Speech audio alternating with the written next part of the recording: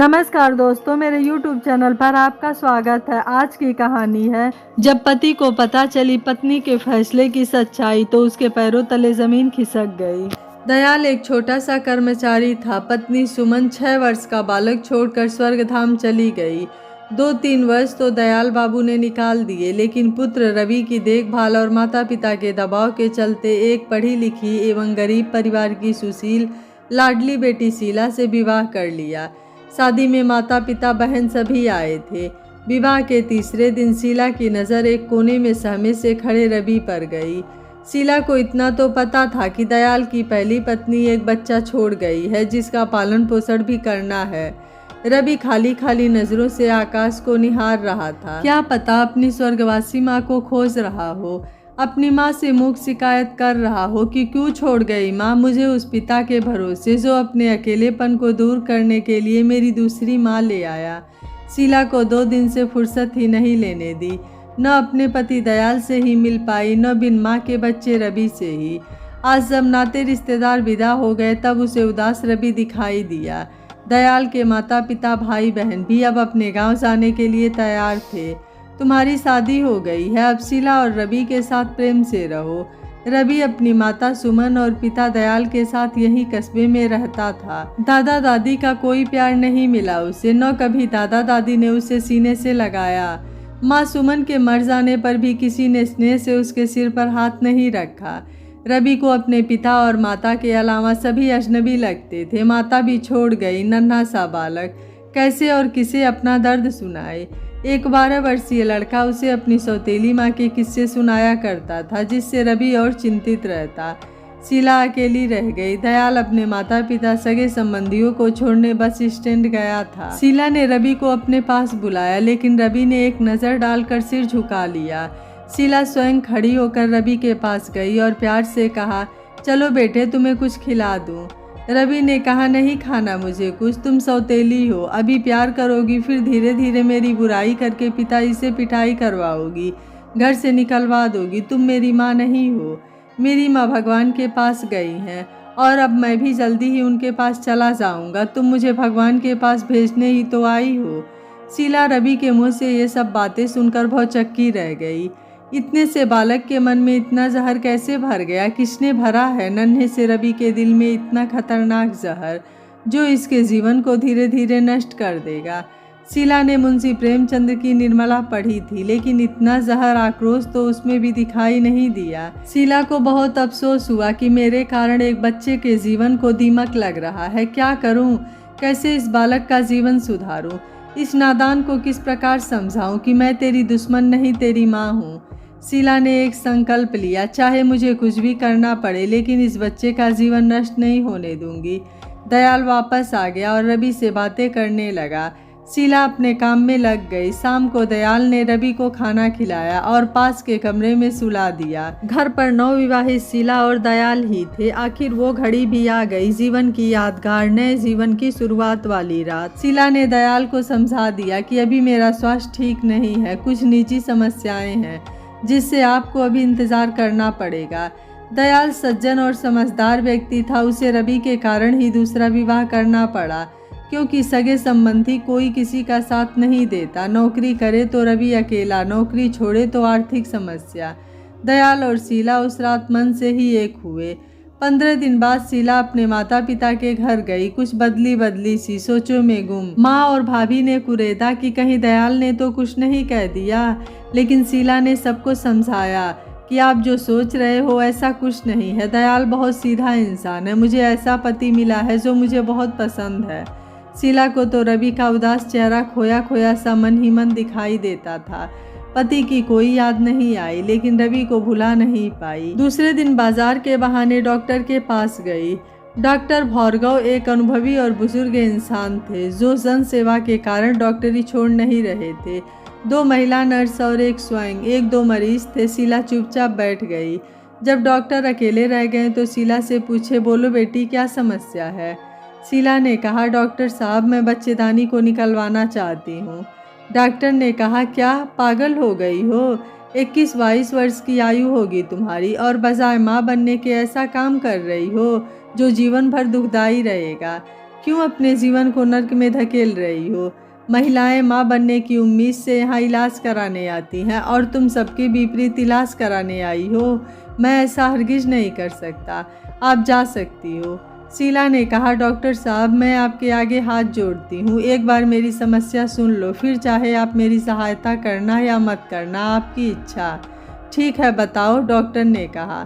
शीला ने रवि की एक एक बात, एक एक दुख पीड़ा बता दी और कहा, मैं चाहती हूँ कि रवि को अपना कोख से जन्मा बेटा मानकर उसे माँ का प्यार दूँ। डॉक्टर ने कहा, लेकिन समय बदलने पर सौतेला बेटा घर से भगा भी सकता है। उस दिन असहाय शरीर के साथ कहाँ कहाँ भटकोगी, ये सोचा है? शीला ने कहा, डॉक्टर साहब, वो समय कल भी आ सकता है। उस समय की मुझे चिंता नहीं है। कम से कम ये खुशी तो होगी कि एक मातृविहीन बच्चे को आजीवन संवारा मैंने। डॉक्टर साहब निरुत्तर हो गए और फिर भी शीला को कल खाली पेट आने को कहकर भेज दिया। शीला अगले दिन निश्चित समय पर पहुंच गई तो डॉक्टर साहब उस लड़की की सोच पर अभिभूत हो गए। मन ही मन नमन किया इस देवी को जो सौतेले बेटे की खातिर इतना बड़ा त्याग करने जा रही है। डॉक्टर साहब ने बच्चेदानी तो नहीं निकाली, लेकिन छोटा सा ऑपरेशन करके बच्चेदानी को बंद कर दिया ताकि गर्भ धारण नहीं कर सके और भविष्य में ज़रूरत पड़े तो छोटे से ऑपरेशन से पुनः बच्चेदानी को खोला जा सके। शीला घर आ गई, किसी को कुछ भी नहीं बताया। तीसरे ही दिन दयाल उसे अपने घर ले गया। रवि शीला से दूर दूर ही रहता। दयाल के साथ खाना खा लिया तो ठीक, वरना भूखा ही पढ़ने खेलने निकल जाता। एक दिन रवि को बुखार आ गया तो शीला रात भर गोदी में रवि का सिर रखकर बैठी रही। रवि बड़बड़ाता रहा, माँ तुम मुझे छोड़कर क्यों चली गई? मैं अब कुछ नहीं मांगूंगा, रोज स्कूल जाऊंगा, होमवर्क समय पर पूरा करूंगा। माँ एक बार तो वापस आ जाओ। देखो पापा नई माँ ले आए हैं पर मुझे उनसे डर लगता है। माँ, मेरा दोस्त कपिल कहता है कि मेरी माँ की तरह तेरी माँ भी एक दिन तुझे घर से निकाल देगी और तेरे पापा भी कुछ नहीं कर सकेंगे। माँ आप नहीं आ रही हो तो मुझे अपने पास बुला लो। माँ, मेरी माँ, मैं बिल्कुल अकेला हूँ। माँ, जाने क्या क्या बड़बड़ा रहा था रवि और शीला की आंखों से सावन भादो बरस रहा था। शीला मुख में पल्लू लगाकर सिसक सिसक कर रो रही थी। एक आंसू न जाने कैसे रवि के गाल पर गिर गया। रोकते रोकते शीला की सिसकियाँ बढ़ गई, जिससे रवि को थोड़ा होश आ गया। रवि को लगा जैसे उसकी सगी माँ गोदी में लेकर बैठी हो। आप क्यों रो रही हो माँ? आप मेरी बात मानकर भगवान जी के पास से आ गई। दयाल ऑफिस के काम से बाहर था और शीला अकेला रवि के कारण बहुत बेचैन थी। शीला रवि के बड़बड़ाने पर चिंतित थी। इतनी रात को किससे सहायता मांगूं, कहीं ये बच्चा हाथ से न निकल जाए। शीला ने स्वविवेक से बर्फ की पट्टी रवि के माथे पर रखी, जिससे तापमान कुछ कम हुआ और रवि सो गया। रात भर नहीं सो पाई शीला, जैसे तैसे रात निकाली। सुबह डॉक्टर को बुलवाकर दिखाया, दवाई पिलाई। दोपहर तक दयाल भी आ गया। 2-3 दिन बाद रवि ठीक हो गया, लेकिन अब शीला में अपनी माँ की छवि दिखने लगी।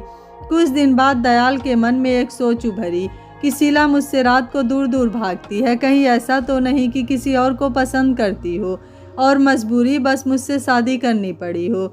दयाल ने अपनी शंका को शीला से कहा। तब शीला ने दयाल को अपनी सारी बात बताई। साथ ही ये भी कहा कि रवि से इस बारे में कुछ मत कहना, आपको तो आज नहीं तो कल मालूम होना ही था। शीला का त्याग और ममता देखकर दयाल सन्न रह गया। उसे यकीन नहीं हो रहा था कि ये मेरी पत्नी है, ये तो कोई देवी का अवतार है। रवि अब थोड़ा थोड़ा शीला से खुलने लगा था। हालांकि शीला से बात तो नहीं करता, लेकिन नफरत भी नहीं करता। धीरे धीरे शीला का त्याग असर दिखा रहा था। शीला ज्यों ज्यों माँ बनती जा रही थी, त्यों त्यों पत्नीत्व से दूर होती जा रही थी। दयाल उसे पत्नी कम, त्याग की देवी अधिक मानता था।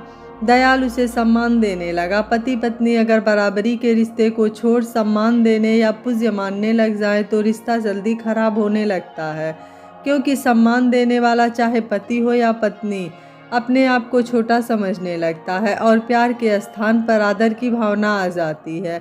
आदर करना अलग है और पूज्य मानते हुए आदर करना अलग है।